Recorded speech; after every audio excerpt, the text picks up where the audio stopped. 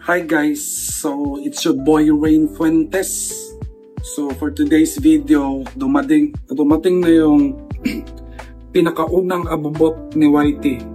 Kung naalala nyo yung in-upload natin na kumuha tayo ng bagong motor, yung Aerox,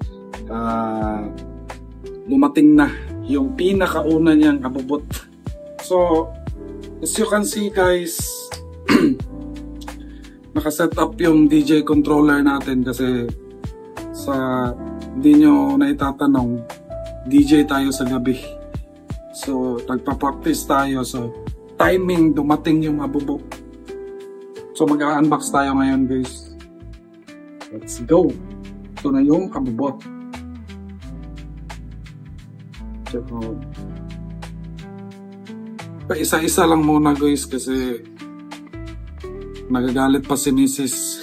kung palitan lahat sa paisa-isa muna. So habang wala siya, timing dumating yung abubot. Let's go.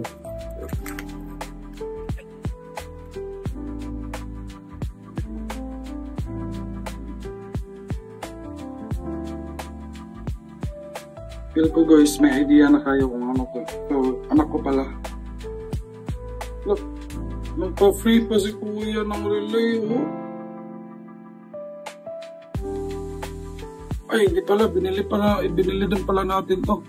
Flasher relay na adjustable yun, oh. Yan. Na-adjust niya yung bilis ng ilaw.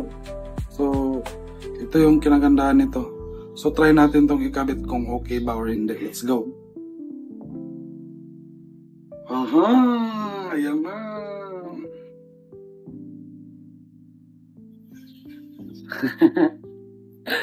Mumurahing abubot. Radiator cover guys. Ito ikakabit natin to ngayon. Let's go.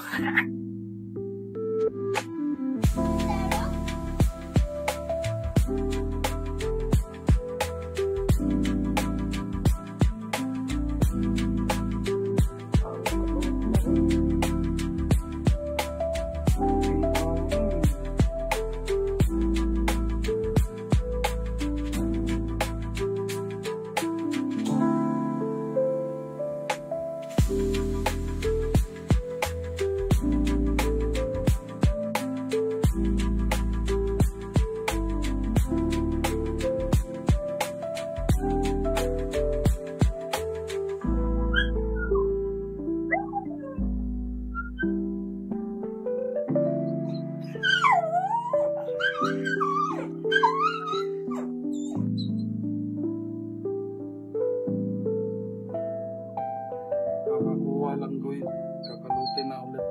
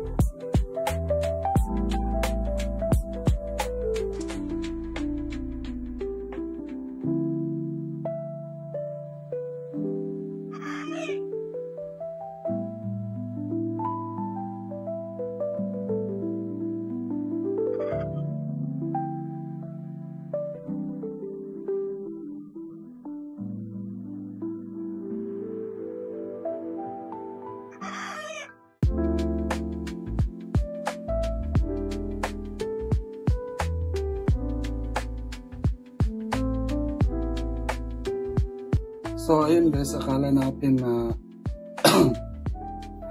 alin siya, di pala alin.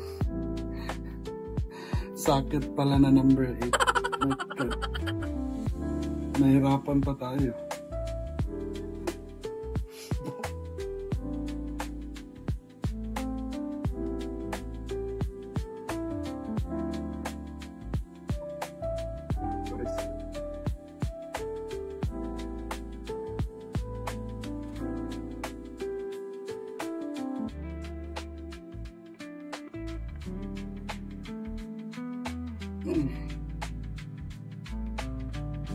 Wakas natanggal rin.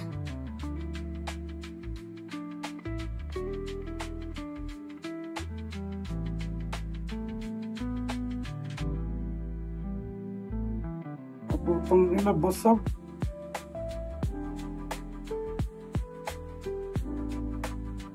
Pangit.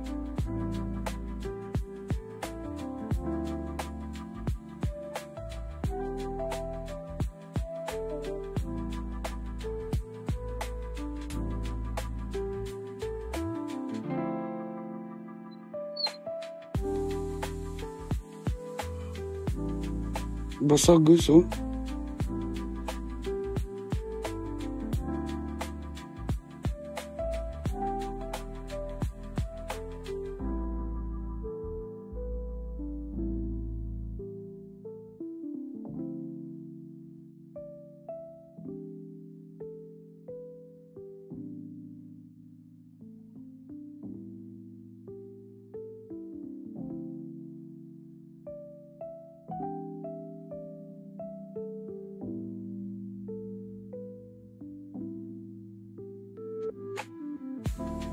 Ang angas.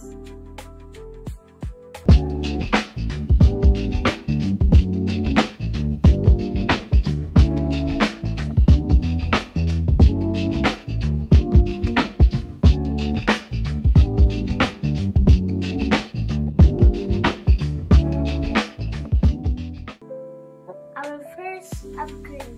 So guys, since bago pa yung motor, so yung mga bolt niya is makikintab pa. So kaysa magpalit tayo ng mga CNC na bolt, ibabalik na lang muna natin to kasi makintab pa naman.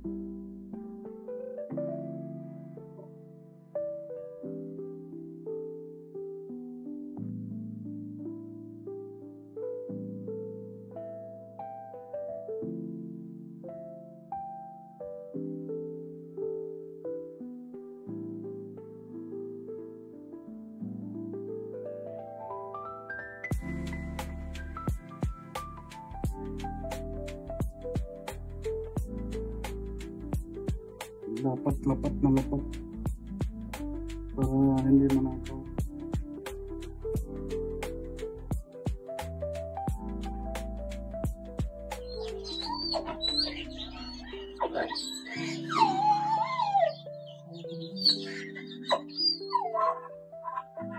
Iba din sa Yamaha guys kasi yung mga stock na bolt niya yung mga ganito para ng yung mga silver na CNC. So pag bago yung motor mo, parang di ka na oblige bumili ng CNC bolts na silver kasi makintab na siya. So maintain na lang. Let's go.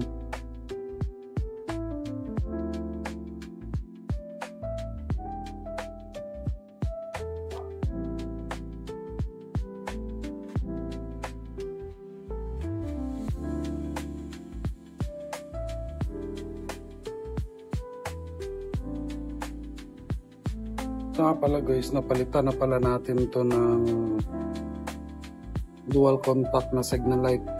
Hindi ko lang na-videohan kasi nakalimutan ko. Kaya papakita ko sa inyo kung anong kulay. Let's go.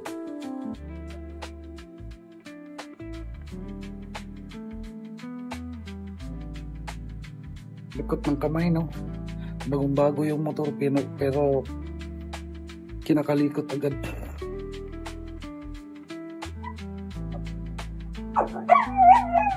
So hahanapin natin yung relay guys.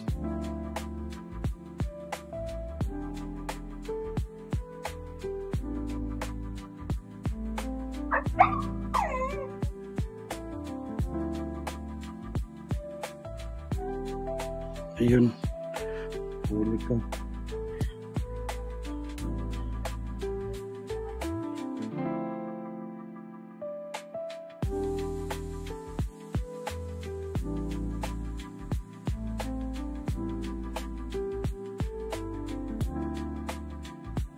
Ito yung bago guys, adjustable. Ay di pala siya pwede.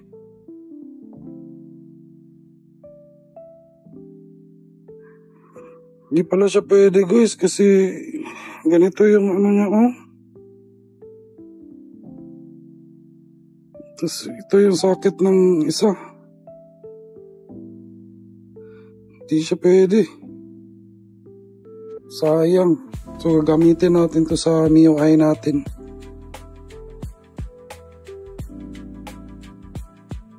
So guys, ganito pala yung ginawa natin sa motor natin guys. Yung dual contact, naglagay lang tayo ng wire, ng extra wire para doon siya ikabit. Tapos para hindi walang tabas dito guys. So, ewan ko kung makikita nyo. Basta yung sa stock na socket nito, ilalagay nyo lang yung wire kung saan nakatutok tong letter B. Ipapakagat nyo lang doon para hindi na tayo tatabas ng wire.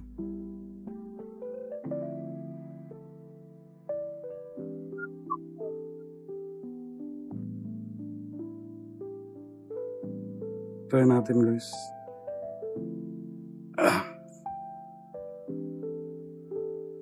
Yun. So, tignan nyo guys. Diba? Walang tabas yan guys. Kinabit lang natin doon. So, ganun lang guys. So, that's all muna for today's video. So, sa mga hindi pa nakasubscribe, please subscribe. Malaking tulong po yun guys para may pagpapatuloy natin yung project bike natin. Si YT. Let's go!